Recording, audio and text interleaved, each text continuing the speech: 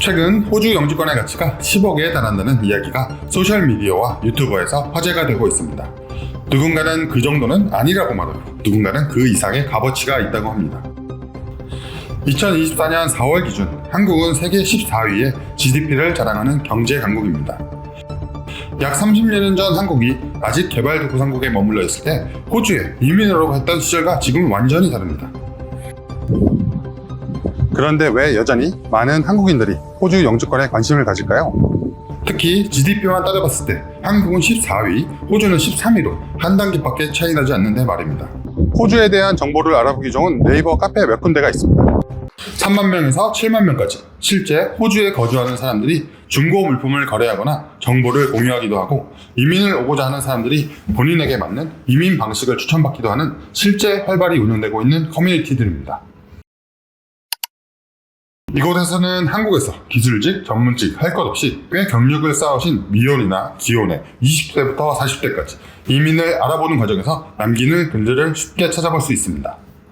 나이와 경력이 어떤지, 아이가 몇 살인지 등 굉장히 구체적인 정보를 오픈하면서까지 이민하고자 하는 방법, 즉 영주권을 얻고자 하는 사람들.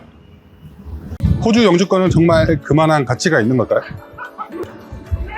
한국에서 충분히 직장 생활을 하다가 호주를 떠난 사람들에게 질문해봤습니다. 한국 직장을 더 이상 다니고 싶지 않고 새로운 걸 찾아보자 하던 차에 친구들이 다 호주로 가길래 그냥 따라왔어요. 근데 와보니까 이 나라를 떠나기 쉽지 않은 그런 게 있어서 계속 거주하게 됐습니다. 호주의 어떤 점이 가장 마음에 가장 크게 느낀 거는 날씨.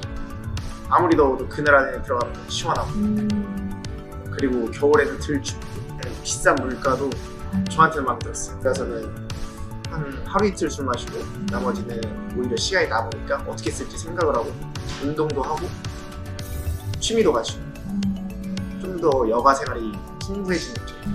첫 번째는 노력하지 않아도 보이는 하늘. 그냥 걸어다니면 바로 저기 앞에 보이는 게 하늘이니까 시야를 막는 높은 건물이 없어서. 그 다음은 사실 호기심이 많으니까 이 나라 저 나라 다 가보고 싶은데 여기서는 사실 호주에만 있어도 너무 다양한 문화를 경험할 수 있는 게 좋은 점. 쉽게 다양한 문화가 섞여 있기 때문에. 많은 한국인들이 더 많은 연봉을 위해서가 아니라 더 나은 삶의 질을 찾아 이민을 생각합니다.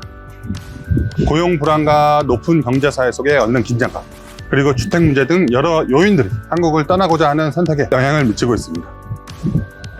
통계청에 따르면 한국에서 해외로 이주한 사람들의 수는 코로나19로 인한 일시적인 감소 외에는 꾸준히 증가하고 있고, 한국인들이 주로 이주하는 국가 중 호주는 미국, 일본 다음으로 3위를 차지하고 있는데요. 4위인 캐나다와 비슷한 수치입니다. 세계의 도시를 대상으로 안정성, 의료, 문화, 교육, 인프라 등을 평가한 세계의 살기 좋은 도시 지수에 따르면 2023년 호주의 멜버른과 시드니는 각각 3위, 4위, 퍼스와 애들레이드도 12위를 차지했습니다. 다양한 문화에 대한 포용성과 도시 외곽에서 즐길 수 있는 엄청난 자연환경이 큰 몫을 차지합니다. 그리고 또 경제 계층에 상관없이 누릴 수 있는 다양한 사회복지와 교육 시스템도 그 이유를 뒷받침합니다. 예를 들어 호주 영주권자는 세계적으로 의료 보장이 뛰어난 한국처럼 무료 또는 저렴한 의료 서비스를 받을 수 있고, 실업수당, 장애 지원 등 다양한 사회보장 혜택이 있습니다. 영유아의 교육과 보육은 2023년 기준 한 가정당 연간 최대 11,000불까지 지원하고 있고, 고등학교 공립교육까지 무료, 대학교 호주 시민과는 동등하게 저렴한 학비만 내면 됩니다. 또 호주의 연금 제도도 한국의 불안한 국민연금을 피하고 싶은 사람들에게는 굉장히 매력적인 요소입니다. 호주의 연금 시스템은 정부가 정한 법적 규제하에 사기업이 운영을 하고 있는데요. 대부분 복리로 운영되기 때문에 시간이 지남에 따라 상당한 자산을 쌓을 수 있습니다. 호주는 강력한 연금 제도를 가지고 있어서 고용주가 직원의 급여에 최소 11.5%를 추가로 납부해야 하는데요. 예를 들어 2024년 최저 시급 기준으로 했을 때 11.5%는 약 100불 정도 주마다 받으실 수가 있고요. 30년간 지급받으면 장기적 투자 수익률 평균값이 7%로 계산했을 때 약 50만 불, 한화 5억 정도가 됩니다. 이 금액은 펜션 모드라고 하는 최소 60세 이상이 되면 한 번에 받으실 수도 있고 정기적으로 지급받으실 수도 있습니다. 한국에서의 직장 생활과 또 호주에서 일해본 경험의 가장 큰 차이는 뭐라고 생각하세요?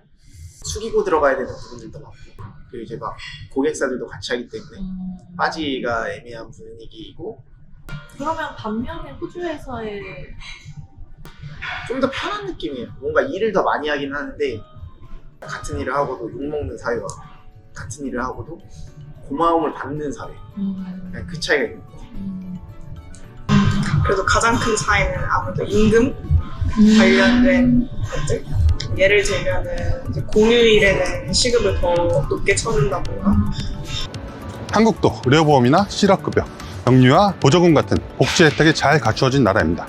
그럼에도 호주 영주권의 가치가 10억에 달하다고 말하는 사람이 있다면 아마도 그 가치는 지원금, 교육비, 연금, 자연환경 등 이런 돈으로 환산하기 어려운 부분까지 포함한 것이 아닐까 생각이 듭니다.